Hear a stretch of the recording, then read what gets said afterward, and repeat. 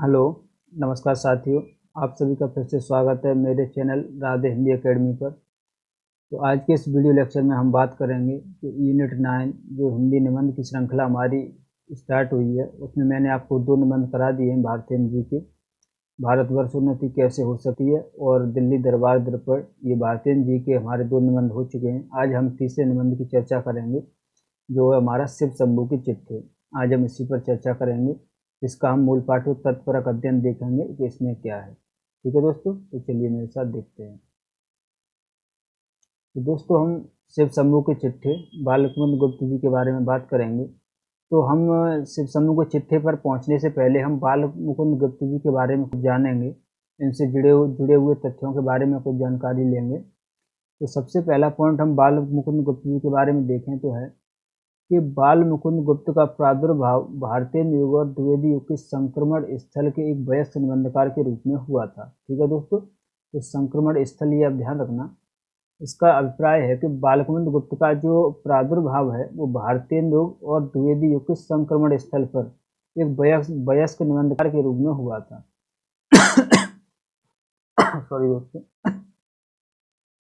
तो सबसे पहले मैं आपको बताना चाहूँगा कि भारतीय युग और द्विवेदी युग। तो दोस्तों, जो हमारे निबंध का सबसे पहले जो हमारे निबंध का शुरुआत है, निबंध की जो शुरुआत हमारी मानी जाती है, निबंध का आरंभ वो हमारा भारतीय युग से माना जाता है। भारतीय युग में कुछ निबंध हुए, निबंधकार हुए भारतीय युग हैं, भारतीय जी हैं, भारतीय मंडल के जो भी लेखक थे उनके द्वारा निबंध लिखे जा रहे थे। उनमें प्रताप नारायण मिश्र, बाल मुकुंद गुप्त भी थे और भी लोग थे। तो इसी रूप में हुआ है। ठीक है दोस्तों, तो भारतीय युग का समय जाने वाला था और द्विवेदी युग आने वाला था, यानी 1890 के आसपास। तब तब बाल मुकुंद गुप्त जी ने निबंध लिखना स्टार्ट किया। ठीक है दोस्तों। दूसरा बिंदु है इनके निबंधों की आत्मा भारतीय युगीन, जिसमें नव जागरण, राष्ट्र प्रेम, समाज निर्माण की आकांक्षा और शरीर द्विवेदी युगीन यानी भाषा। तो हम अगर इसमें बात करें कि जो निबंधों की आत्मा है वो भारतीय युगीन है, यानी निबंधों की आत्मा की बात करें तो निबंधों में किस विषय को उठाया गया है, उसमें नवजागरण है, राष्ट्र प्रेम, समाज निर्माण की आकांक्षा, ये सब यानी जो निबंधों का विषय रहा है शिव शंभू के बाल मुकुंद गुप्त जी का, तो उसमें जो उनके विचार हैं वो हैं नवजागरण से जुड़े हुए हैं। जो भारतीय युग में जो विचार थे वही नवजागरण, राष्ट्र प्रेम। और कहीं वहीं हम अगर उनकी भाषा की बात करें तो भाषा हमारी द्विवेदी युगीन है। यानी द्विवेदी युग में आपने देखा होगा कि महावीर प्रसाद द्विवेदी के द्वारा भाषा पर अत्यधिक उन्होंने जोर दिया था, शुद्ध भाषा को अपनाने पर बल दिया था। तो उसी रूप में है कि जो उनकी शरीर है इनके निबंधों का वो तो द्विवेदी युगीन है, लेकिन अगर उस आत्मा की बात करें तो आत्मा भारतीय युगीन है। ठीक है दोस्तों। और नेक्स्ट बिंदु हमारा यहाँ से हम देखेंगे कि शिव शंभू के चिट्ठे और खत बाल मुकुंद गुप्त जी के प्रमुख खत या निबंध हैं। ठीक है दोस्तों, तो शिव शंभू के चिट्ठे और खत बाल मुकुंद गुप्त जी के ये प्रमुख निबंध हमारे कहे जा सकते हैं।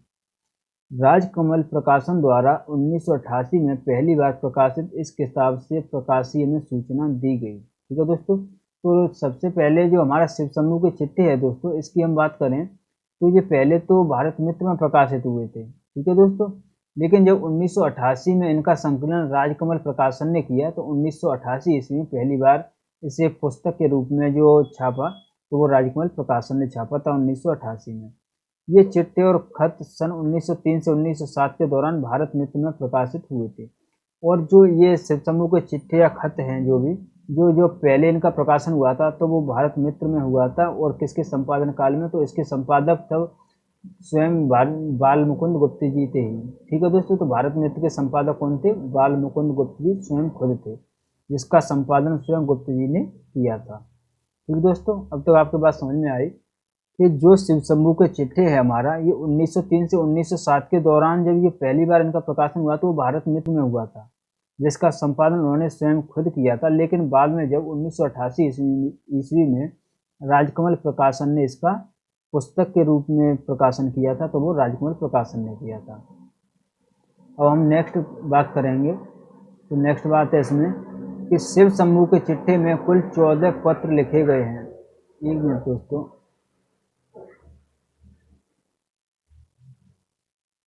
शिव शंभू के चिट्ठे में कुल 14 पत्र लिखे गए हैं। जो शिव शंभू का चिट्ठी है हमारा, इसमें कुल 14 पत्र लिखे गए हैं। उनमें 14 पत्र के किस किस को लिखे गए हैं उनका परिचय है। एक मिनट दोस्तों, बाहर दरअसल कंस्ट्रक्शन का काम चल रहा है तो इस वजह से शोर ज़रा आ रहा होगा, तो उसके लिए क्षमा चाहता हूँ। कि जो हमारे 8 जो पत्र हैं वो लॉर्ड कर्जन को लिखे गए हैं। उनमें से 2 लॉर्ड मिंटो को लिखे गए हैं, एक भारत सचिव मिस्टर मार्ली को लिखा गया है और 2 फूलर साहब के नाम हैं, एक अलीगढ़ कॉलेज के छात्रों को लिखा गया है। ठीक है दोस्तों, तो उसमें जो 14 पत्र हैं, शिव शंभू के चिट्ठे में कुल कितने पत्र शामिल हैं, तो उसमें 14 पत्र हैं। उनमें से 8 लॉर्ड कर्जन को हैं, 2 लॉर्ड मिंटो को हैं, एक भारत सचिव मिस्टर मार्ली को है, 2 फूलर साहब के नाम हैं और एक अलीगढ़ कॉलेज के छात्रों के नाम हैं।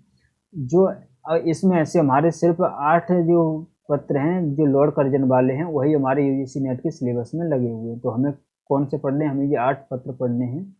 लेकिन हम आगे देखेंगे कि ये 8 पत्र, इन 14 पत्रों का प्रकाशन कैसे कैसे हुआ है। ठीक है दोस्तों, और किस किस शीर्षक से हुआ है तो वो हम देखेंगे, क्योंकि ये दरअसल इम्पोर्टेंट है हमारे एग्जाम के पॉइंट ऑफ व्यू से। तो इनके शीर्षक देखिए, पहला जो चिट्ठा है हमारा, पहला जो खत है वो लॉर्ड कर्जन के नाम है, तो उसका शीर्षक क्या है, तो उसका शीर्षक है बनाम लॉर्ड कर्जन। ठीक है दोस्तों, जो हमारा पहला खत है उसका शीर्षक क्या है, बनाम लॉर्ड कर्जन, जिसका प्रकाशन है 11 अप्रैल 1903। ठीक है दोस्तों, 11 अप्रैल 1903 में इसका प्रकाशन हुआ था।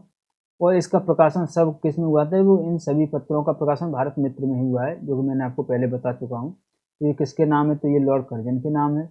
दूसरा है श्रीमान का स्वागत। ठीक है दोस्तों, श्रीमान का स्वागत है, ये 26 नवंबर 1903 में इसका प्रकाशन हुआ, ये भी लॉर्ड कर्जन के नाम है। तीसरा है वायसराय का कर्तव्य, तो इसका भी प्रकाशन 17 सितंबर 1904 को लॉर्ड कर्जन के नाम से ही इसमें हुआ था। फिर है पीछे मत फेंकिए, जो हमारा चौथा वो खत है उसका शीर्षक क्या है, पीछे मत फेंकिए, ये 17 दिसंबर 1904 को प्रकाशित हुआ था। यानी ये दोस्तों ध्यान रखना, आप 2 निबंध हमारे 1903 में प्रकाशित हुए हैं और 2 निबंध हमारे 1904 में प्रकाशित हुए हैं। ठीक है, अब हम आगे देखें, आगे हमारा आशा का अंत, पांचवा जो हमारा खत है वो किस शीर्षक से है, तो आशा का अंत, जिसका प्रकाशन वर्ष है 25 फरवरी 1905।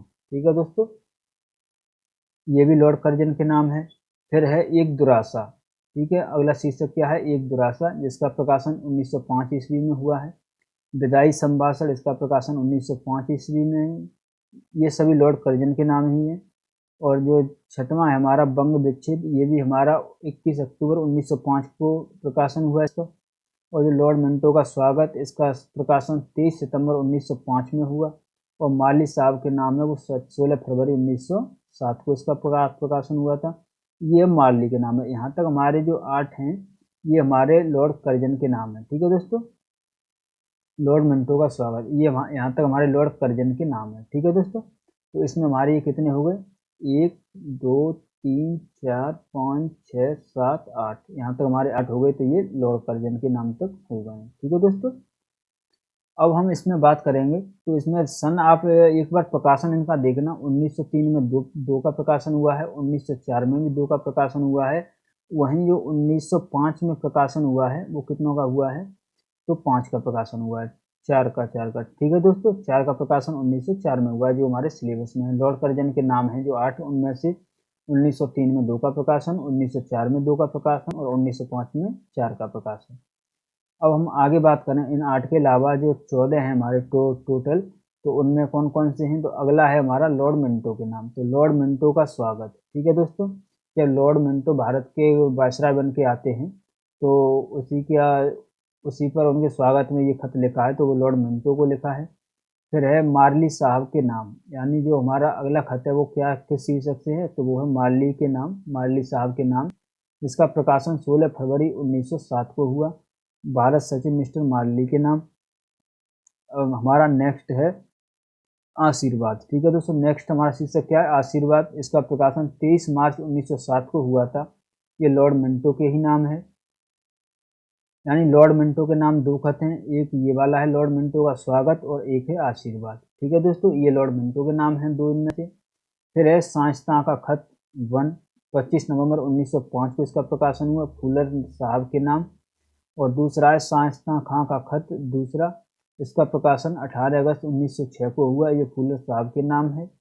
और नेक्स्ट है हमारा सर सैयद अहमद का खत। सर सैयद अहमद का खत, ये 9 मार्च 1907 को जो अलीगढ़ कॉलेज के छात्रों के नाम लिखा गया था। ठीक है दोस्तों, तो हमने क्या देखा इसमें हमने देखा कि जो हमारे थे 8 लॉर्ड कर्जन के नाम हैं, 2 लॉर्ड मिंटो के नाम हैं, 1 भारत सचिव मिस्टर मार्ली के नाम लिखा गया है, 2 फूलर साहब के नाम, 1 अलीगढ़ कॉलेज छात्रों के नाम लिखा गया है। आई होप यहाँ तक आपको समझ आ गया होगा इन खतों के बारे में। अब हम देखते हैं कि इन खतों के पहले जब राजकमल प्रकाशन ने इसका प्रकाशन किया था, तब इसमें बाल मुकुंद गुप्त जी ने इसमें एक भूमिका रखी थी। एक मिनट दोस्तों।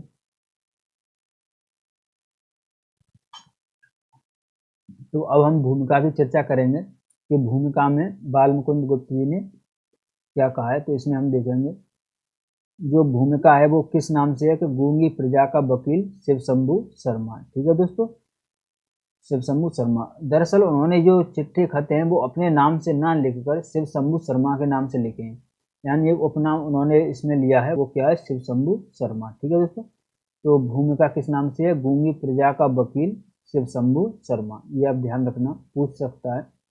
अब हम इस भूमिका को अध्ययन करेंगे। ये भूमिका दोस्तों, भूमिका अगर किसी की भी हो, उपन्यास में हो, नाटक में हो, कहानी में हो, कहानी संग्रह में हो, तो वो हमारी इम्पोर्टेंट हो जाती है। निबंध में तो है ही। तो अब हम भूमिका पर देखते हैं कि हिंदी में व्यंग विनोद की सजीव शैली के पुरस्कारताओं में बाबू बाल मुकुंद गुप्त के शिव शंभू के चिट्ठे अपना अप्रतिम स्थान रखते हैं। यानी हिंदी में जो व्यंग विनोद की शैली है उसमें बाल मुकुंद गुप्त जी के ये शिव शंभू के चिट्ठे अपना अप्रतिम स्थान रखते हैं।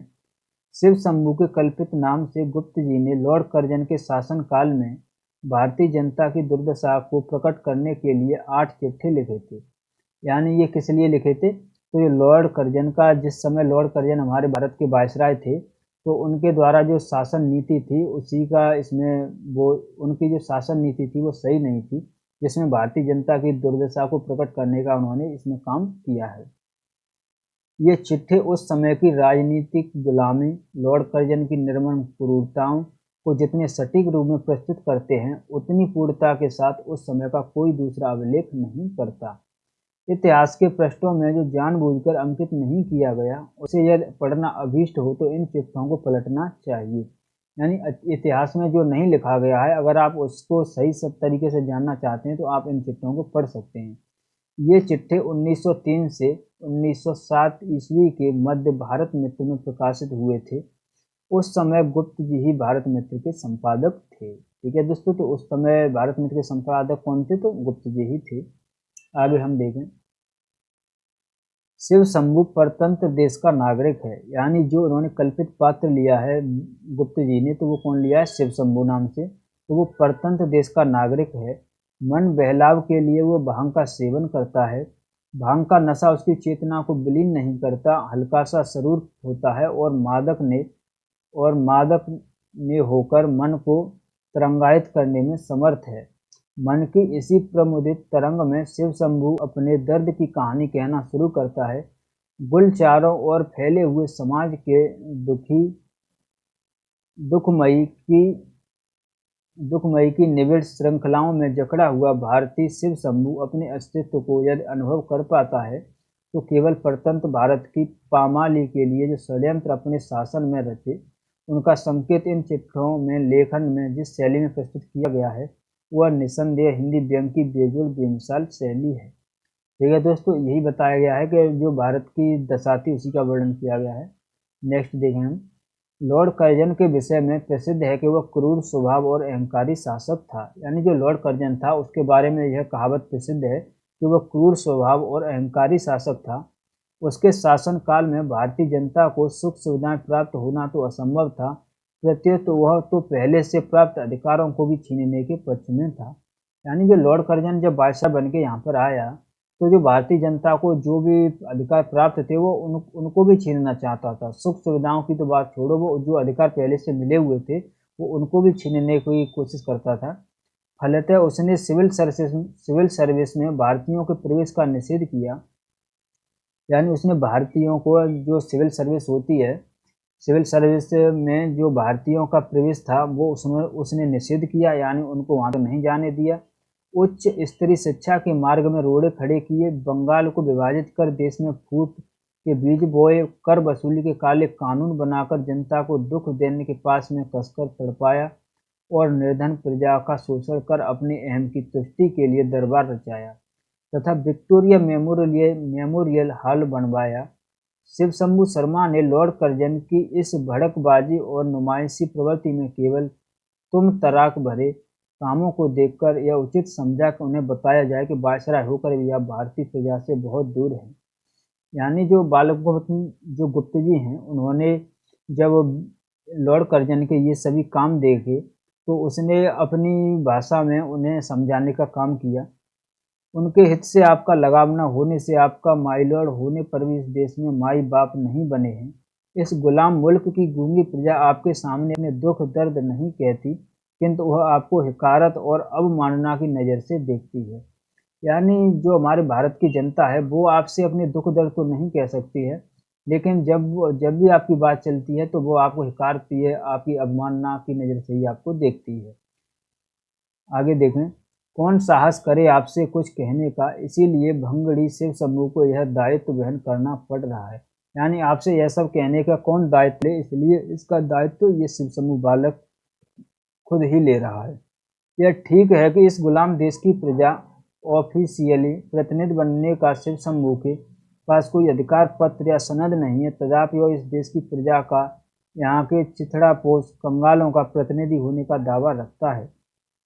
यानी वो कहते हैं जो बालक शिव शंभू है, यानी शिव शंभू कल्पित नाम से जो उन्होंने इसमें जो कैरेक्टर बनाया है, उसके पास जनता की तरफ से कोई ऐसी ऑफिशियल परमिशन तो नहीं है कि वह आपका प्रतिनिधि है, लेकिन फिर भी वह दावा रखता है क्योंकि उसने इस भूमि में जन्म लिया है। उसका शरीर भारत की मिट्टी से बना है और उसी मिट्टी में अपने शरीर की मिट्टी को एक दिन मिला देने का इरादा रखता है। बचपन में इसी देश की धूल में लौटकर बड़ा हुआ, इसी भूमि के अन्न जल से उसकी प्राण रक्षा होती है। शिव शंभू को कोई नहीं जानता, यानी शिव शंभू को कोई नहीं जानता। जो जानते हैं वे संसार में एकदम अनजान हैं, न जान हैं। उन्हें कोई जानकर भी जानना नहीं चाहता। जानने की चीज़ शिव शंभू के पास कुछ नहीं है, उसके पास कोई उपाधि नहीं, राज दरबार में उसकी कोई पूछ नहीं, हाकिमों से हाथ मिलाने की उसकी हैसियत नहीं, उसकी हाँ में हाँ मिलाने की उसकी ताब नहीं। वह एक कपदर्क शून्य घमंडी ब्राह्मण है। हे राज प्रतिनिधि, क्या उसकी दो चार बातें सुनिएगा। यानी वो भूमिका में कहते हैं तो उसके पास ऐसा कोई भी अधिकार नहीं है जिससे वो आपसे मिल सके, आपके भारतीय जनता की दुख दर्द आपके सामने सुना सके, लेकिन फिर भी वो कहना चाहता है। आगे देखें, शिव शंभू शर्मा ने अपनी हैसियत और सामर्थ्य की बात जिस गंभीर व्यंग में कही है, वह भारतीयों की दलित दमित दशा का ही एक बोलता हुआ शब्द चित्र है। बनाम लॉर्ड कर्जन शीर्षक चिट्ठे में लेखक ने बड़ी प्रखर और निर्भीक वाणी में कर्जन से कहा है कि जिस पद पर आप आरूढ़ हुए वह आपका मोरूसी नहीं, नदी नाव संयोग की भांति है। यानी लेखक इसमें कहता है, वायसराय से लॉर्ड कर्जन से कहता है कि आप जिस पद पर आरूढ़ हुए हो वो आपका मोरूसी नहीं है, वो आप जब तक चाहो तब तक नहीं रह सकते। नदी नाव संयोग की भांति है। यानी जो नदी का नाव से संयोग होता है वैसे ही है। जैसे नदी में नदी तो बहती रहती है, लेकिन नाव अपने किनारे चल के दूसरे किनारे चली जाती है। इनका आपस में मिले रहना कोई संयोग नहीं है, मात्र संयोग ही है, ये हमेशा नहीं रहेंगे। आपके हाथ में कुछ दिन और कुछ करने की शक्ति है, लेकिन माय लॉर्ड, क्या आप भी चाहते हैं कि आपके आसपास एक वैसी ही मूर्ति लॉर्ड लैंसडौन जैसी खड़ी हो? यदि आपको मूर्तियां ही स्थापित करनी हैं तो आइए आपको मूर्तियां दिखा दें। वह देखिए, एक मूर्ति है जो किले के मैदान में नहीं है पर भारतवासियों के हृदय में बनी हुई है। यानी जो लॉर्ड कर्जन थे उन्होंने विक्टोरिया मेमोरियल बनाया, वो ये सब बनाए, उन्हीं पर व्यंग करते हुए कहते हैं कि मैं वैसी मूर्ति तो आपको नहीं दिखा सकता, लेकिन अगर आपको मूर्ति देखनी है तो आप भारतवासियों के हृदय में बनी हुई मूर्ति को पहचानिए इसे। इस वीर पुरुष ने मैदान की मूर्ति से इस देश के करोड़ों करोड़ों गरीबों के हृदय में मूर्ति बनवाना अच्छा समझा। यह लॉर्ड रिपन की मूर्ति है। यानी जो लॉर्ड रिपन के शासनकाल की बात करते हुए कहते हैं कि जो लॉर्ड रिपन थे वो अपने कर्तव्यों के प्रति सचेत थे, वैसे ही आप सचेत हो जाइए, भारतीय जनता का ख्याल रखिए, उनके दुख दर्द देखिए, उन्हें क्या परेशानी है, क्या उन्हें चाहिए उसकी बात करिए, लेकिन आप तो अपने में मगन हैं। और देखिए यह स्मृति मंदिर यह आपके 50 लाख के संगमरमर से अधिक मजबूत और सैकड़ों गुना अधिक कीमती है। यानी जो लॉर्ड रिपन की मूर्ति करोड़ों भारतीयों के हृदय में है, वह आपके इस संगमरमर से भी ज़्यादा कारगर है। यह स्वर्गीय विक्टोरिया महारानी का सन 1976 ईस्वी का 76 ईस्वी का घोषणा पत्र है। आपकी यादगार भी यहीं बन सकती है यदि इन दो यादगारों की आपके जी में कुछ इज्जत हो। यानी अगर आप चाहते हैं कि आपकी यादगार भी बनी रहे, आपकी भी इज्जत बनी रहे, तो आप भी कुछ ऐसे काम करिए। लॉर्ड कर्जन को अपना कार्यकाल पूरा करने के बाद दूसरी बार फिर 2 वर्ष के लिए वायसराय नियुक्त किया गया। यानी जब लॉर्ड लॉर्ड कर्जन ने अपना एक बार का कार्यकाल पूरा कर लिया, तो उसे फिर से वायसराय नियुक्त किया गया था। ठीक है दोस्तों, भारतवासी इस नियुक्ति पर अत्यंत खिन्न हुए, लेकिन वे कर भी क्या, करें भी क्या, जो कुछ खुदा दिखाए सो लाचार देखना। शिव शंभू को भारत प्रभु कर्जन के इस दविरागमन की सूचना मिली तो उन्होंने भी बेबसी से सिर ढूंढ डाला, लेकिन कलम के जरिए माई लॉर्ड को उनकी पुरानी करनी के लिए कोसते हुए श्रीमान का स्वागत शीर्षक से दूसरा चिट्ठा लिखा। यानी जैसे ये बात भारतीय प्रजा को पता चली, भारतवासियों को पता चली कि लॉर्ड कर्जन का शासनकाल दोबारा से फिर से वो आ रहे हैं शासन में, तो उन्हें कोई प्रसन्नता नहीं हुई, जबकि उन्हें खिन्नता ही हुई। और जब ये बात शिव शंभू को पता चली, यानी गुप्त जी को पता चली, तो फिर भी उनको वो कुछ कर तो नहीं सकते थे, लेकिन फिर भी उन्होंने वायसराय को अपने पुराने कर्तव्य याद दिलाने के लिए फिर से एक शीर्षक चिट्ठा लिखा, जिसका नाम था श्रीमान का स्वागत। शीर्षक से दूसरा चिट्ठा लिखा। चिट्ठे में लॉर्ड कर्जन के काले कारनामों का व्यंग्यमयी भाषा में उल्लेख तो उन्होंने किया ही, पर भाग्यवादी दिवस लाचार भारतीयों की तटस्थ वृत्ति पर भी गहरे प्रहार किए। भारतवासी संघर्ष भीरू हैं। किसी भी संकट को स्वीकार करना, निर्लिप्त निराकार दृष्टा की भांति अतृप्त लोचन से नाटक के पटाक्षेपों को देखना उनका स्वभाव बन गया है। यानी भारतवासियों को इतना कोई फर्क नहीं पड़ता है, वो तो जैसा हो रहा है वैसा चलने दो इसी में वो मस्त रहते हैं, उन्हें ऐसा कोई फर्क नहीं है। अर्थात ऐसे हैं कि कितने ही तमाशे देख गए पर दृष्टि नहीं हटाते। यानी वो तो ऐसे हैं कि भारत में अब तक क्या क्या हुआ, मुगल शासन आया, आर्यों का आक्रमण हुआ, अब अंग्रेजों का शासन है, लेकिन वो तमाशे हैं वो देखते ही रहते हैं, उनकी दृष्टि हटती ही नहीं है।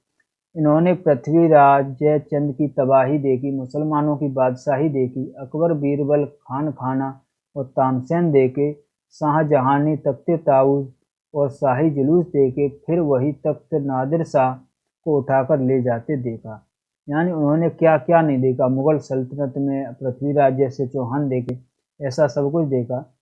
फिर आगे कहते हैं शिवाजी औरंगजेब देखे, किलाए और हेस्टिंग्स जब वीर बहादुर अंग्रेज देखे, देखते देखते बड़े शौक से लॉर्ड कर्जन का हाथियों का जुलूस और दिल्ली दरबार देखा।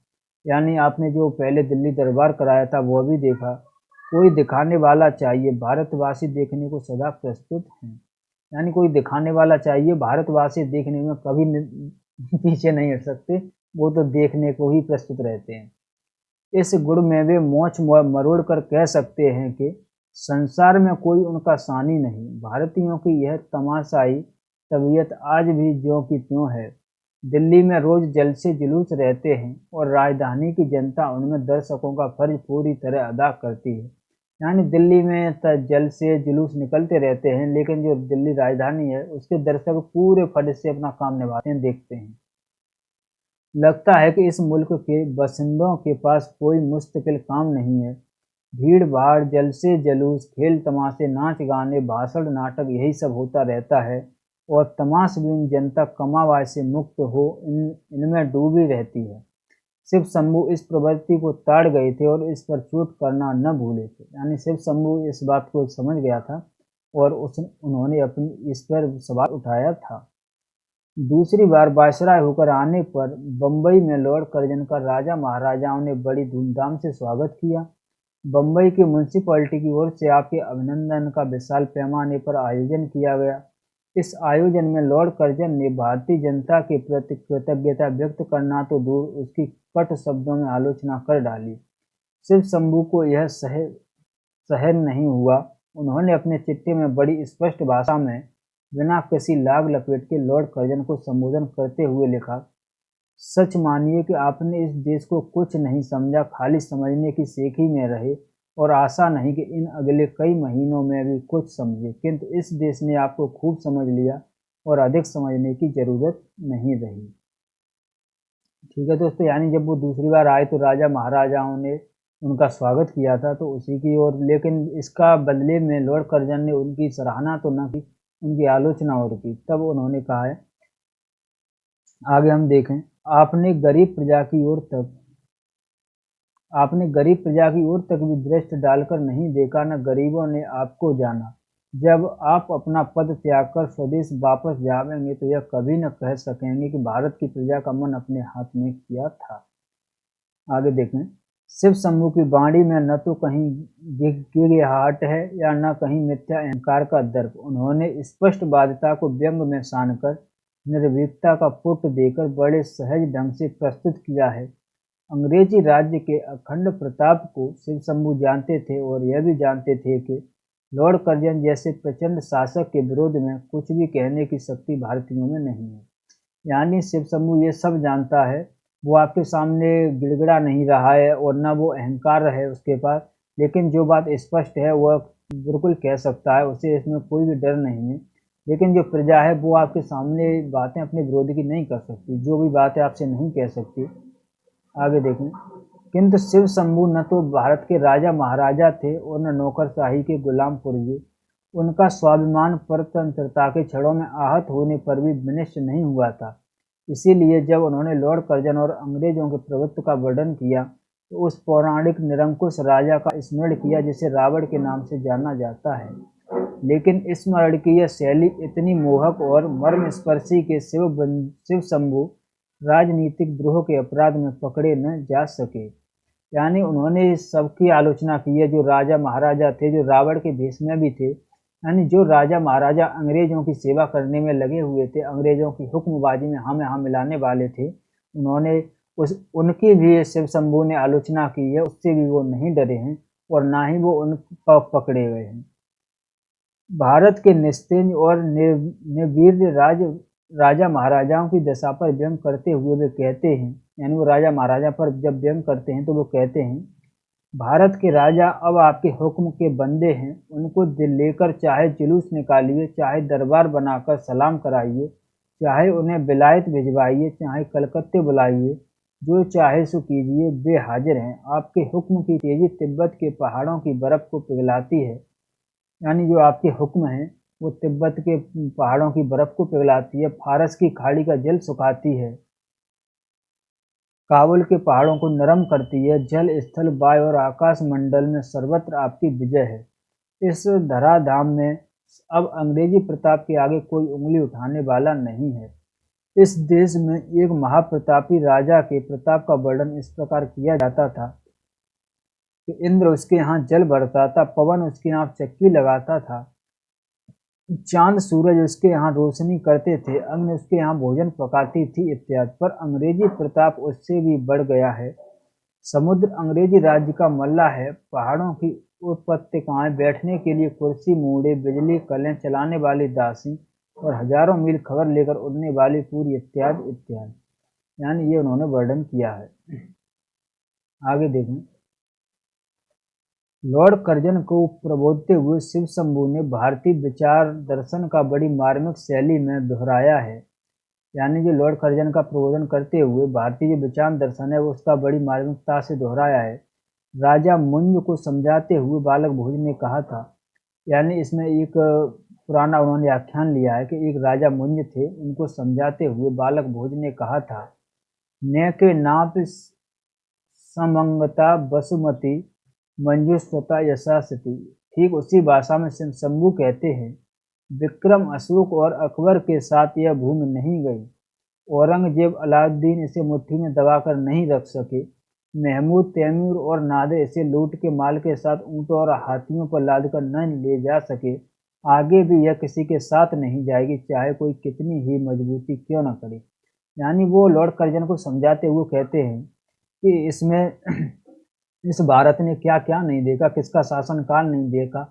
मुगलों का शासन रहा, औरंगजेब, अलाउद्दीन, महमूद, सभी राजा महाराजा रहे, आए गए, लेकिन इस देश का कुछ नहीं हुआ। यहाँ यहाँ की जो भूमि है वो वैसी की वैसी ही बनी रही। आगे देखिए, आगे है, भारत की प्रजा को यह आशा थी कि दूसरी बार वायसराय होकर आने पर लॉर्ड कर्जन भारतीयों के हित के लिए कुछ न कुछ अवश्य करेंगे। उन्हें ऐसी भी आशा थी कि बड़े लाट अपने भाषण में उन सुधारों का उल्लेख करेंगे जो इस बारे भारत में करना चाहते थे, किंतु उनका प्रथम भाषण भारतीयों की आशा का अंत करने वाला सिद्ध हुआ। यानी भारत लोगों को जो आशा थी कि अब चलो दूसरी बार वायसराय बन के आए हैं लॉर्ड कर्जन, तो ज़रूर वो भारतीयों के हित में कोई काम करेंगे, कुछ ऐसा काम करेंगे जो उन्होंने पुराने भूलें की हैं उनको, अपनी भूलों को सुधारने के लिए वो कोई ऐसे-ऐसे कदम उठाएँगे, कोई अच्छा काम करेंगे, लेकिन उन्होंने ऐसा कुछ नहीं किया। जब उन्होंने भाषण देना चाहा तो पहले ही वाक्य से उनकी इस आशा का अंत हो गया। शिव शंभू को भी इस भाषण से गहरी ठेस पहुंची और उन्होंने अपने 5वें चिट्ठे में अपनी वेदना को बड़ी व्यंग्यमयी भाषा में अभिव्यक्त किया। शिव शंभू ने पहले ही वाक्य में कहा, माई लॉर्ड, अब के आपके भाषण ने नशा किरकिरा कर दिया। आशा से बंधा यह संसार चलता है। रोगी को रोग से, कैदी को कैद से, ऋणी को ऋण से, कंगाल को कंगाली से, इसी प्रकार हरेक क्लेशित व्यक्ति को एक दिन अपने क्लेश से मुक्त होने की आशा होती है, पर हाय, जब उसकी यह आशा भी भंग हो जाए, उस समय उसके कष्ट का क्या ठिकाना। यानी जो आपसे आशा थी, आपसे तो वो भी आशा नहीं। फिर वो इसमें एक शेर कहते हैं कि किस्मत पे उस मुसाफिर खस्ता के रोइए, जो थक गया हो बैठ के मंजिल के सामने। दोस्तों शेर अच्छा एक बार फिर से देखिए, किस्मत पे उस मुसाफिर खस्ता के रोइए, जो थक गया हो बैठ के मंजिल के सामने। अफ़सोस माई लॉर्ड, बड़े लाट होकर आपके भारत में पदार्पण करने के समय इस देश के लोग श्रीमान जी से जो जो आशाएं करते थे, वह सुख स्वप्न देखते थे, वह सब उड़नछू हो गए। शिव शंभू शर्मा ने भारतीय जलवायु और यहाँ के नमक का प्रभाव दिखाते हुए कर्जन की कृतघ्नता उद्घाटित करने में बड़े कौशल से काम लिया है। भारत का नमक खाकर भी भारतीयों की निंदा करने वाले कर्जन को निर्दोष ठहराते हुए कहा कि, यानी जो भारत के लोग हैं, इतना सब कुछ सहने के बाद भी लॉर्ड कर्जन को निर्दोष ठहराते हुए वो कहते हैं, यह तो यहाँ के नमक की तासीर है। यानी यह तो यहाँ के नमक की तासीर है। यहाँ का नमक खाकर विचार बुद्धि को खा जाती है, दया और सहृदयता भाग भाग जाती है, उदारता उड़नछू हो जाती है। आंखों पर पट्टी बांधकर, कानों में ठीठे ठोंकर, नाक में नकेल डालकर आदमी को जिधर तिधर घसीटे फिरता है और उसके मुख से खुल्लम खुल्ला इस देश की निंदा कराता है।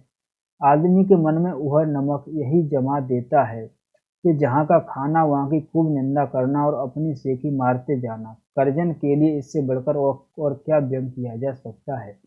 यानी यहाँ के लोग कहते हैं कि यहाँ का जो नमक है वो यहाँ के नमक की तासीर ही खराब है।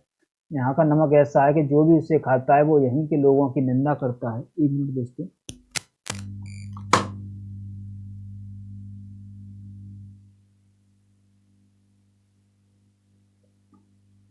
हाँ दोस्तों, तो हम कहाँ पे, यानी जो भारतीयों के व्यंग है उसको बताया गया। अब हम आगे देखते हैं। भारतवर्ष की जनता नाना प्रकार के कष्टों को झेलती हुई भी राजा को दोषी नहीं ठहराती, वह अपने पूर्व जन्म के कर्मों का फल ही कष्ट में देखती है। यानी भारत की जनता ऐसी है, अगर कोई दोष हो रहा है, यानी सरकार कुछ गलत कदम उठा रही है या कुछ भी कर रही है, तो वो उसको दोष नहीं ठहराते, वो खुद अपने पूर्व जन्म के कर्मों को से फिर उसे बराबर करने लग जाते हैं। तो हमारे पूर्व जन्म में कुछ ऐसे कर्म रहे होंगे, इसका हमें फल भोगना पड़ रहा है। और फिर भी कर्जन अपनी कुटिलता में धूर्त कहता है। शिवशंभू की कर्जन को यह कुटिलता सालती है और उसका मन अपने देश की भोली जनता की दरिद्र दशा पर द्रवित हो उठता है। वह कर्जन से कहते हैं कि आप नहीं जान सकते कि हम भारतीयों की नीतिपरायणता, सत्यवादिता और धर्मनिष्ठा कैसी है। आपके स्वदेशी यहाँ बड़ी बड़ी इमारतों में रहते हैं, जैसे रुचि हो वैसे पदार्थ भोग सकते हैं। भारत आपके लिए भोग्य भूमि है। यानी आपके जो लोग यहाँ पे रहते हैं वो बड़े बड़े महलों में रहते हैं, वो जो मन आवे वो खा सकते हैं। भारत आपके लिए यहाँ पे सिर्फ भोग्य भूमि है, यानी यहाँ पे सिर्फ भारत की भूमि का आप भोग कर रहे हैं। किंतु इस देश के लाखों आदमी इस देश में पैदा होकर आवारा कुत्तों की भांति भटक भटक कर मरते हैं। उनको दो हाथ भूमि बैठने को नहीं, पेट भरकर खाने को नहीं, मैले चिथड़े पहनकर उसमें उम्रें बिता देते हैं और अंत में एक दिन कहीं पकड़कर चुपचाप प्राण दे देते हैं। इस प्रकार कलेश पाकर मरने पर भी कभी कभी वह लोग यह कहते हैं कि पापी राजा है, इससे हमारी यह दुर्गति है। माय लॉर्ड, वे कर्मवादी हैं। वह यही समझते हैं कि किसी का कोई दोष नहीं, सब हमारे पूर्व कर्मों का दोष है। हाय हाय, ऐसी प्रजा को आप धूर्त कहते हैं। हमारे देश में होली का पर्व उत्साह और उमंग का उत्सव है। इस दिन छोटे बड़े का भेदभाव दूर कर सभी नागरिक समान रूप में भाईचारे का व्यवहार करते हैं। राजा और प्रजा के बीच की दूरी भी होली के दिन मिट जाती है। शिव शंभू को ऐसे ही किसी दिन अचानक एक मधुर गीत की टेक सुनाई देती है। कोई बड़ी मस्ती में गा रहा है, चलो चलें आज खेलें होली कन्हैया घर। कन रसिया शिव शंभू खटिया पर बैठ गए, सोचने लगे कि होली खिलैया कहते हैं कि चलो आज कन्हैया के घर होली खेलेंगे। कन्हैया कौन? ब्रज के राजकुमार। और खेलने वाले कौन? उनकी प्रजा, ब्रज के ग्वालवाल। तो क्या हम अपने राजा के साथ होली खेल सकते हैं? तो जो शिव शंभू बालक है वो सोचता है कि जब उसने सुना कि चलो हम कन्हैया अगर होली खेलते हैं, तब वो सोचता है कि कन्हैया तो राजकुमार हैं और जो गा रहे हैं वह तो उनकी प्रजा है, यानी राजा प्रजा के साथ होली खेल सकता है। तो उसी उसी में वो सोचते हैं कि हम भी अपने राजा के साथ होली खेल सकते हैं। लेकिन राजा तो दूर 7 समुद्र पार है, यानी जो हमारा राजा है, जो विक्टोरिया रानी है, वो तो 7 समुद्र पार दूसरे देश में रहते हैं। राजा का केवल नाम सुना है, न राजा को शिव शंभू ने देखा है और न राजा ने शिव शंभू को। खैर, राजा न सही, उसका प्रतिनिधि तो है। ठीक वैसे ही जैसे कृष्ण द्वारका में थे और उद्धव को ब्रज में अपना प्रतिनिधि बनाकर उन्होंने भेजा था। लेकिन आज तो स्थिति ही विचित्र है। कृष्ण हैं, उद्धव है, पर ब्रजवासी उनके निकट भी नहीं भटकते पाते। राजा है, राज प्रतिनिधि है, पर प्रजा की उन तक रसाई नहीं। सूर्य है, धूप नहीं। चंद्र है, चांदनी नहीं। माय लॉर्ड नगर में ही है, पर शिव शंभू उनके द्वार तक नहीं भटक सकता है। उसके घर चलकर होली खेलना तो विचार ही दूसरा है। एक मिनट दोस्तों।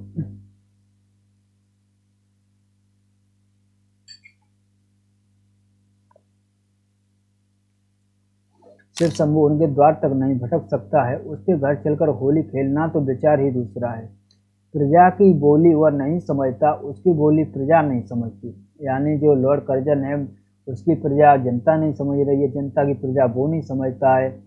द्वितीया के चांद की तरह कभी कभी बहुत देर तक नजर गड़ाने से उसका चंद्र आनंद दिख जाता है तो दिख जाता। यदि किसी दिन शिव शंभू शर्मा के साथ माई लॉर्ड नगर की दशा देखने चलते, तो वे देखते कि इस महानगर की लाखों प्रजा भेड़ों और सुअरों की भांति सड़े गंदे झोंपड़ों में पड़ी लौटती है। उनके आसपास सड़ी बदबू और मैले सड़े पानी के नाले बहते हैं। कीचड़ और कूड़े के ढेर चारों ओर लगे हुए हैं। उनके शरीर पर मैले कुचैले फटे चिथड़े लिपटे हुए हैं। ऐसी विपन्नावस्था में भारत की प्रजा क्या कहकर अपने राजा और उसके प्रतिनिधि को संबोधन करे? क्या यूँ कहे कि जिस ब्रिटिश राज्य में हम अपनी जन्मभूमि में एक अंगुल भूमि के अधिकारी नहीं, जिसमें हमारे शरीर को फटे चिथड़े भी नहीं जुड़े और न कभी पापी पेट को पूरा भोजन मिला, उसकी जय हो। उसके राज प्रतिनिधि हाथियों का जुलूस निकालकर सबसे बड़े राज्य हाथी पर चंबर छत्र लगाकर निकलें और स्वदेश में जाकर प्रजा के सुखी होने का डंका बजावें। यानी यहाँ के लोग किस मुंह से आपको राजा बोलें, किस प्रकार से आपकी जय बोलें, जब उनके पास कुछ भी तो नहीं है। शिव शंभू शर्मा को लॉर्ड कर्जन के शासन काल में जिस घोर दुराशा का सामना करना पड़ा, वह उनके छठे चिट्ठी से स्पष्ट लक्षित है। यानी शिव शंभू शर्मा को लॉर्ड कर्जन के शासन काल में जिस घोर दुराशा का सामना करना पड़ा, वो छठे चिट्ठी में है। शिव शंभू ने बड़ी स्पष्ट भाषा में कहा है कि अब राजा और प्रजा मिलकर होली खेलने का समय गया। जो बाकी था वो कश्मीर नरेश महाराज रणबीर सिंह के साथ समाप्त हो गया। माई लॉर्ड अपने शासन काल का सुंदर से सुंदर सचित्र इतिहास स्वयं लिखवा सकते हैं। वो प्रजा के प्रेम की परवाह क्यों करेंगे? फिर भी शिव शंभू शर्मा अपने प्रभु तक संदेशा पहुंचा देना चाहता है। वह आपकी गूंगी प्रजा का एक वकील है और उस जिसके शिक्षित होकर मुंह खोलने तक आप कुछ करना नहीं चाहते। आगे देखें। लॉर्ड कर्जन को 2 वर्ष का पूरा समय होने पर इंग्लैंड वापस बुला लिया गया था। उसका जंगी लॉर्ड किचनर से विरोध हो गया था और ब्रिटिश सरकार ने कर्जन का त्याग पत्र स्वीकार कर किचनर की बात मानी थी। विदाई संभाषण यानी जो विदाई संभाषण जो हमारा अंतिम था, शीर्षक चिट्ठी में इस घटना को गुप्त जी ने बड़ी व्यंग्य शैली में लिखा है। अब देखते हैं कि जंगी लाट मुकाबले में आपने पटकनी खाई, सिर के बल नीचे आ रहे, आपके स्वदेश में वहीं ऊंचे माने गए, आपको साफ नीचा देखना पड़ा, पद त्याग की धमकी से वे ऊंचे न हो सके। स्वागत के समय जिन मार्मिक शब्दों में लॉर्ड कर्जन को परामर्श दिया गया है कि वे पठनीय है। इस संसार के आरंभ में बड़ी भारी पार्थक्य होने पर भी अंत में बड़ी भारी एकता है। यानी जब स्वागत के बाद जब ये सब उसमें बोला गया, लॉर्ड कर्जन को परामर्श दिया गया था, वो ये है कि इस संसार के आरंभ में बड़ा भारी पार्थक्य होने पर भी अंत में बड़ी भारी एकता है। समय अंत में सबको अपने मार्ग पर ले आता है। देश, पति, राजा और भिक्षा मांगकर पेट भरने वाले कंगाल का परिणाम एक ही होता है। कितने ही शासक और नरेश पृथ्वी पर गए, आज उनका कहीं पता निशान नहीं है। थोड़े थोड़े दिन अपनी नौबत बजा चले गए। आप में शक्ति नहीं कि पिछले 6 वर्षों को लौटा सकें या उनमें जो कुछ हुआ है उसे अन्यथा कर सकें। किंतु विदाई के समय पूरी दृढ़ता एवं निर्भीकता से कर्जन के शासन काल को दुखांत नाटक बताना उस समय के संपादक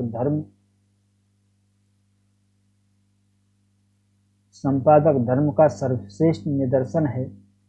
आपके शासनकाल का नाटक घोर दुखांत है और अधिक आश्चर्य की बात यह है कि दर्शन तो क्या स्वयं सूत्रधार भी नहीं जानता कि उसने जो खेल सुखांत समझकर खेलना प्रारंभ किया था वो दुखांत हो जाएगा। यानी जब वो जाने वाले हैं तब उनके बारे में जो उन्होंने अपनी चिट्ठी में लिखा है कि आपको लग रहा था तुम एक सुखांत नाटक खेल रहे हो, लेकिन आपको भी नहीं पता था कि ये तो दुखांत नाटक हो जाएगा। आगे देखें। विदाई के समय लॉर्ड कर्जन को अपने क्रूर कृत्यों के लिए पश्चाताप नहीं हुआ। उसकी मन स्थिति को समझकर शिव शंभू ने कहा कि माई लॉर्ड, जब तक आपके हाथ में शक्ति रही आपने भारत की भलाई के लिए कुछ नहीं किया। भारत के बिगाड़ने के लिए आपने क्या क्या नहीं किया, किंतु क्या किसी एक मनुष्य के किए किसी विशाल देश का कुछ बिगड़ सकता है? आपने बंग विच्छेद का बीज बोकर इस देश की जनता को जो पीड़ा पहुंचाई है वह क्या कभी भूली जा सकेगी? तुगलक भी आपके ही स्वभाव का एक शासक 500 वर्ष पहले इस देश में हुआ था, लेकिन इसके बाद दौलताबाद बसाने से दिल्ली उजड़ नहीं गई थी और आपके भी बंग विच्छेद से बंगाल विनिष्ट नहीं होगा। सब ज्यों का त्यों है। यानी जब लॉर्ड कर्जन ने बंगाल विभाजन किया था उस पर वो बात करते हुए कहते हैं कि आपसे पहले 500 वर्ष पहले भी एक तुगलक राजा हुआ था, उसने भी दिल्ली से राजधानी हटाकर अपनी दौलताबाद की, तो इससे दिल्ली उजड़ थोड़े गई थी, वो तो वैसी की वैसी है और वैसा ही बंगाल रहेगा। बंग देश की भूमि जहाँ थी वहीं है और उसका हर एक नगर गांव जहाँ था वहीं है।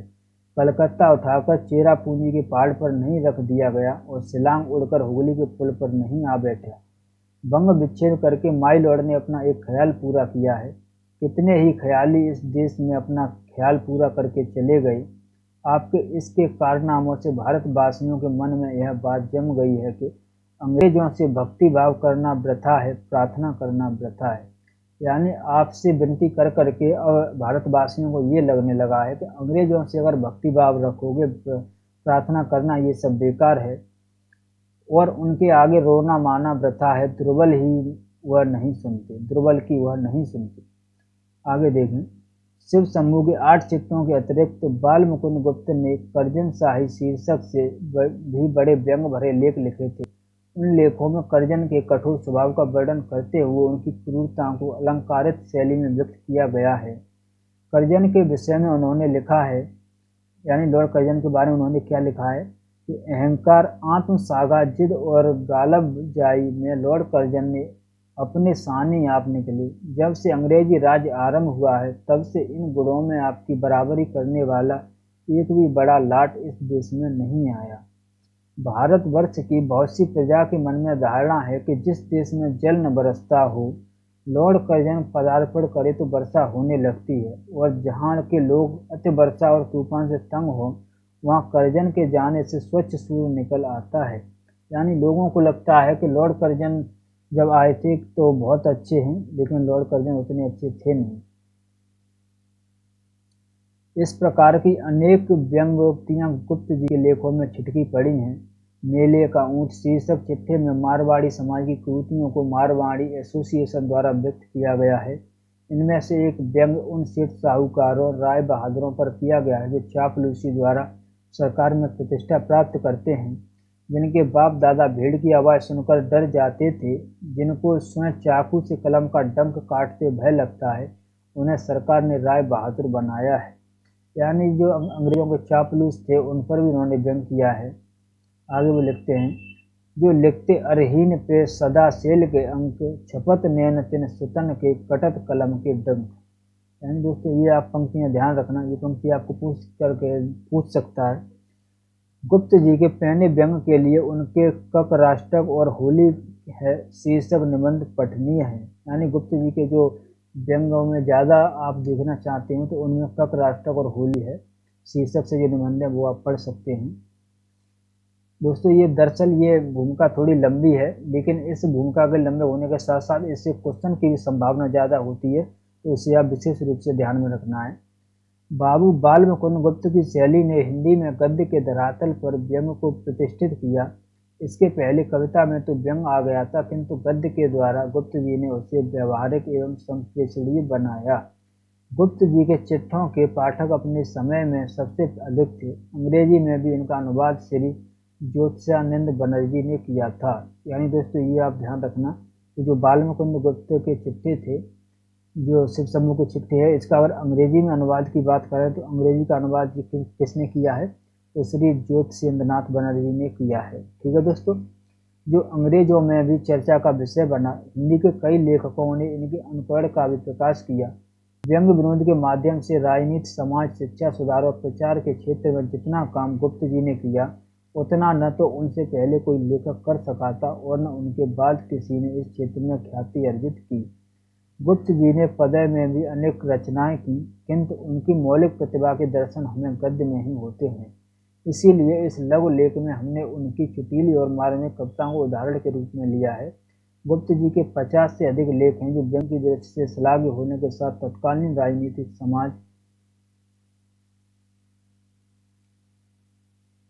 समाज, शिक्षा तथा भारतीय स्थितियों का सजीव चित्र पाठक के सम्मुख उपस्थित करने में समर्थ है। भारतीय युग के सच्चे वारिस और द्विवेदी युग के उन्नायक के रूप में बाल मुकुंद गुप्त का नाम हिंदी साहित्य इतिहास में अमिट बना रहेगा। राज प्रताप बाग, दिल्ली।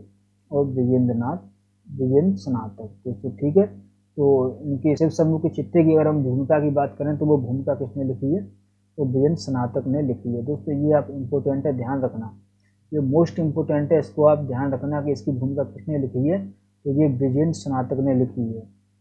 अब हम आगे देखें,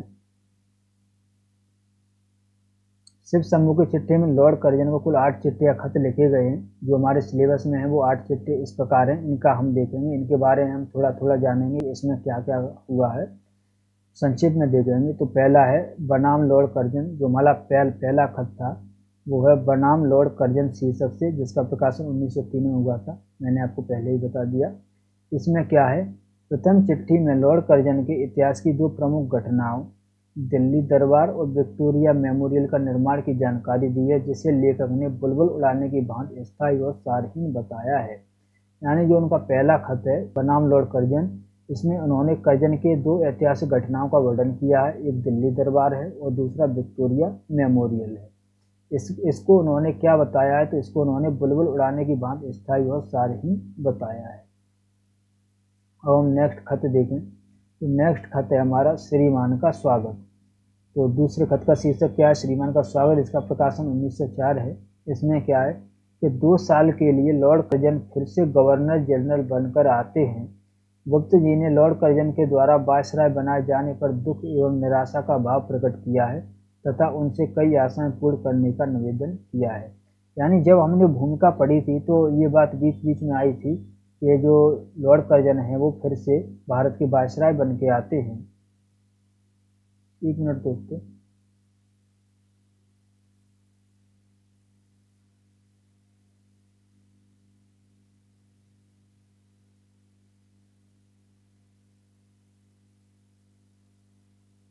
1 मिनट रुकना दोस्तों।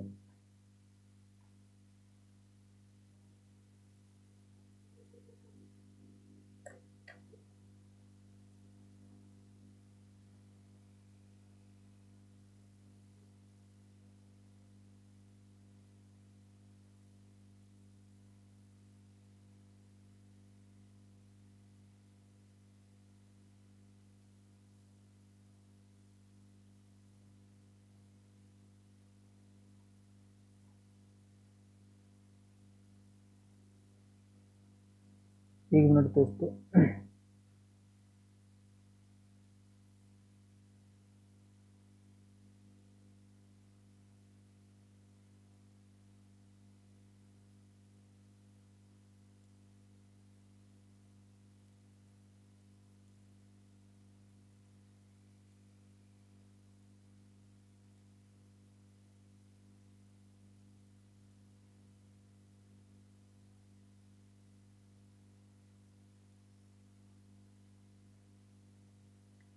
सॉरी दोस्तों, कुछ टेक्निकल इशू था। हम दोबारा से आते हैं अपने इस पे।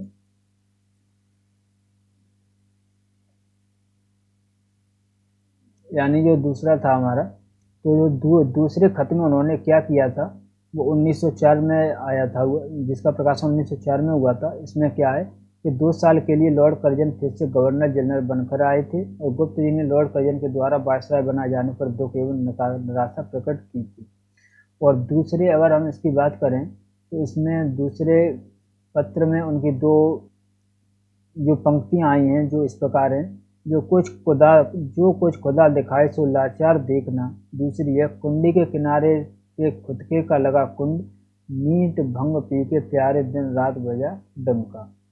तो दोस्तों ये पंक्तियां इंपॉर्टेंट हैं, ये पूछी जा सकती हैं देकर, तो इन्हें आप ध्यान रखना। अगर हम तीसरे खत की बात करें तो तीसरा खत है वो है वायसराय का कर्तव्य। यानी तीसरा हमारा कर्तव्य वायसराय का कर्तव्य जो 1904 में प्रकाशित हुआ। इस तीसरे खत का में क्या है, तो तीसरी चिट्ठी में लॉर्ड कर्जन के पुनरागमन पर उसके कर्तव्य की याद दिलाई गई है। यानी जो तीसरा खत है उसमें उन्होंने लॉर्ड कर्जन जब आ गए हैं, उनका पुनरागमन हुआ है, तो उसको उनके कर्तव्यों को याद दिलाया कि आपके क्या कर्तव्य हैं, आप अपने कर्तव्यों के प्रति सचेत नहीं हैं। अब हम चौथे खत की बात करें तो चौथा खत जो 4 नंबर का खत है हमारा, वो है पीछे मत फेंकिए। तो इस खत में क्या है, इसका प्रकाशन वर्ष 1905 है। इसमें इस चिट्ठी में गुप्त जी ने लॉर्ड कर्जन से भारतीय प्रजा के साथ उनके कर्तव्यों की ओर संकेत किया और भारत को आगे बढ़ाकर अच्छे वायसराय में अपना नाम जोड़ने की अपील की है। लॉर्ड कॉर्नवालिस की चर्चा गाजीपुर में मृत्यु के कारण इसमें इसकी भी चर्चा आई है। ठीक है दोस्तों, ये पॉइंट इसमें दिए गए हैं। अब हम 5वें खत की बात करें तो हमारा 5वां खत है, 1905 में इसका प्रकाशन हुआ। पंचम चिट्ठी में भारतीयों द्वारा लॉर्ड कर्जन के शासन काल में उन्नति और विकास की जो आशाएं देखी गई थी, उसके प्राय अंत होने की कथा प्रस्तुत की गई है। ठीक है दोस्तों, यानी आशा का अंत में क्या है कि जो फिर से जब लॉर्ड कर्जन शासन काल में आए तो उनसे जो उन्नति और विकास की आशाएं देखी गई थी वो उसमें नहीं हुआ, और साथ ही जलवायु और नमक के माध्यम से व्यंग किया गया, जो हमने देखा था भूमिका में हमने देखा था। छठा है उसमें एक दुरासा, जिसका प्रकाशन वर्ष 1905 है। इसमें था इसमें लॉर्ड कर्जन से अपील की गई है कि वह भारतीयों का हाल जानने व उनके दुख दर्द को दूर करें। इसकी और इसमें होली का वर्णन हुआ है। ठीक है दोस्तों, और हम बोलेंगे होली का वर्णन किस में हुआ है, तो वो एक दुरासा में हुआ है। ऐसे आपको क्वेश्चन में पूछ सकता है कि आपको 4 खत दे देगा और उनके शीर्षक दे देगा कि इसमें क्या क्या हुआ, उनकी घटनाओं को, तो आपको ये सब ध्यान रखना है। अब इसमें हम पंक्ति देखें, जो छठा हमारा है 6 नंबर का, इसमें कौन सी पंक्ति आई है, तो चलो चलो आज खेलो होली कन्हैया घर। और अगली है, बमला जमाने सुलता है रसनाद ई द्वारा कि बशुक्र बादशाही ने नजर मरा गदारा। अब हम नेक्स्ट खत की बात करें तो नेक्स्ट खत है हमारा विदाई संभाषण, जिसका प्रकाशन 1905 है। इसमें क्या है, सप्तम चिट्ठी में भारतीयों के गुड़ यानी भारतीयों के गुड़, देश की दुर्दशा, अंग्रेजों की कृतघ्नता तथा लॉर्ड कर्जन के दुर्गुणों का वर्णन किया गया है। यानी 7वां चिट्ठी है हमारी, इसमें क्या हुआ है, भारतीयों के गुड़, देश की दुर्दशा, अंग्रेजों की कृतघ्नता तथा लॉर्ड कर्जन के दुर्गुणों का वर्णन किया गया है। अब हमारी नेक्स्ट जो हमारा है वो 8वां खत है। इसमें क्या है कि इस चिट्ठी में लॉर्ड कर्जन द्वारा बंग विच्छेद का वर्णन किया गया है तथा इसे खाली ख्याली की लड़ाई की संज्ञा दी है। दोस्तों ये ध्यान रखना, जो लॉर्ड कर्जन ने बंग विच्छेद किया था उसको शिव शंभू शर्मा बालक ने या गुप्त जी ने क्या कहा है, तो खाली ख्याली की संज्ञा दी है। ठीक है दोस्तों, और बंग विच्छेद 16 अक्टूबर को हुआ। इसमें दिया गया था कि बंग विच्छेद का उन्होंने जो वर्णन किया वो 16 अक्टूबर को इसमें दिखाया है, और महाभारत का भी वर्णन इसमें हुआ है। ठीक है दोस्तों, तो यहाँ तक आपको मैंने बताया कि शिव शंभू चिट्ठी में कितने खत हुए, जो जो उसमें था मैंने आपको भूमिका से अवगत कराया, और साथ ही जो शीर्षक हैं 8 शीर्षक जो हमारे सिलेबस में लगे हुए हैं उनमें क्या क्या घटनाएं हुई वो भी मैंने आपको बताया। अब दोस्तों हम देख लेते हैं कि जो पिछली बार से क्वेश्चन आए हुए हैं उनमें उन क्वेश्चनों को हम देखेंगे PYQ को। तो इससे क्वेश्चन आया था कि शिव शंभू के चिट्ठी से संबंधित निम्न कथनों पर विचार कीजिए। शिव शंभू शर्मा एक कल्पित चरित्र है, तो ये बिल्कुल सही है, हमने पहले ही देखा कि शिव शंभू शर्मा एक कल्पित चरित्र है। श्रीमान का स्वागत में शिव शंभू लॉर्ड मिंटो के बारे में लिखते हैं, तो ये हमारा गलत है। श्रीमान का स्वागत जो लिखा हुआ है तो ये शिव शंभू लॉर्ड मिंटो के नहीं, लॉर्ड कर्जन के बारे में है। इन निबंधों में व्यंग्य विनोद भाव का बड़ी सहजता से प्रयोग करते हैं, बिल्कुल सही है। बनाम लॉर्ड कर्जन नामक चिट्ठी का प्रकाशन 1901 में हुआ, तो ये हमारा बिल्कुल गलत है। 1901 में हमारा किसी का नहीं हुआ है, 1903 में हुआ था। जो हमारा पहला खत है बनाम लॉर्ड कर्जन, इसका प्रकाशन 1903 में हुआ। शिव शंभू अपने को वायसराय के समक्ष गूंगी प्रजा का एक वकील दुरासा मानता है, तो ये बिल्कुल सही है। हमने अगर भूमिका में देखा था तो भूमिका इसी नाम से है, तो गूंगी प्रजा का एक वकील एक दुरासा यानी शिव शंभू शर्मा। ठीक है दोस्तों, तो हम नेक्स्ट क्वेश्चन देखें। नेक्स्ट क्वेश्चन है हमारा, ये देखना कि शिव शंभू के चिट्टे तथा द्विवेदी का चिट्टा की परंपरा में विद्यानिवास मिश्र ने भ्रमरानंद उपनाम से सरस्वती संपादक श्री नारायण चतुर्वेदी को चिट्ठियां लिखी, तो ये बात बिल्कुल सही है दोस्तों। ललित निबंध की विविध शैलियां विद्यानिवास मिश्र के हाथों में जीवंत हुई, तो इनमें से ये दोनों सही हैं। अब हम नेक्स्ट देखें। तो नेक्स्ट क्वेश्चन आया था इसके बारे में, शिव शंभू के चिट्ठे से संबंधित निम्नलिखित कथनों पर विचार कीजिए। पहला कथन है कि निम्न चिट्ठों में से 8 चिट्ठे लॉर्ड कर्जन के नाम और 2 लॉर्ड मिंटो के नाम थे, तो ये बिल्कुल बात सही है। 8 चिट्ठे थे वो हमारे लॉर्ड कर्जन के नाम थे, और जो 2 चिट्ठे थे वो लॉर्ड मिंटो के नाम थे। और दूसरा कथन है कि खतों में से एक खत गुप्त जी ने शाइस्ता खां के नाम से फूलत साहब को तथा एक सर सैयद अहमद के नाम से अलीगढ़ छात्रों के नाम को लिखा था, तो बिल्कुल सही है। जब मैंने आपको बताया था उनका शीर्षक, जब मैंने चिट्ठों का शीर्षक बताया था कि इसमें शिव शंभू के चिट्ठे में कुल खत कितने हैं, तो उसमें 14 हैं, तो उन्हीं में से एक शाइस्ता खां के नाम से बुलर साहब को लिखा गया था, और एक सर सैयद अहमद के नाम से अलीगढ़ कॉलेज के छात्रों के नाम, तो ये दोनों सही हैं। ठीक है दोस्तों, अब हम आगे देखें जो शिव शंभू के चिट्ठे से संबंधित है, यानी शिव शंभू के चिट्ठे से संबंधित कौन कौन है, तो एक तो भारत मित्र है और एक कलकत्ता है। ठीक है दोस्तों, इन दोनों में इसका वो हुआ है, प्रकाशन हुआ है। तो दोस्तों अब हम मूल पाठ करेंगे। अगर आप वैसे शिव शंभू के चिट्ठे से निबंध से जो जो बातें जो तथ्य इससे लगे हुए थे वो मैंने आपको बता दिए हैं, और आपने भूमिका में भी जो 8 जो हमारे चिट्ठे लगे हुए हैं उनका हमने संक्षिप्त में देख लिया था।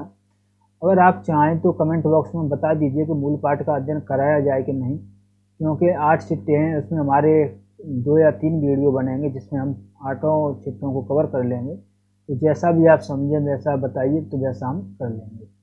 ठीक है दोस्तों, तो धन्यवाद। अगर आपको इसकी PDF चाहिए तो मेरे Telegram channel Radhe Hindi academy से जुड़ जाइए, वहाँ से आपको PDF मिल जाएगी। धन्यवाद।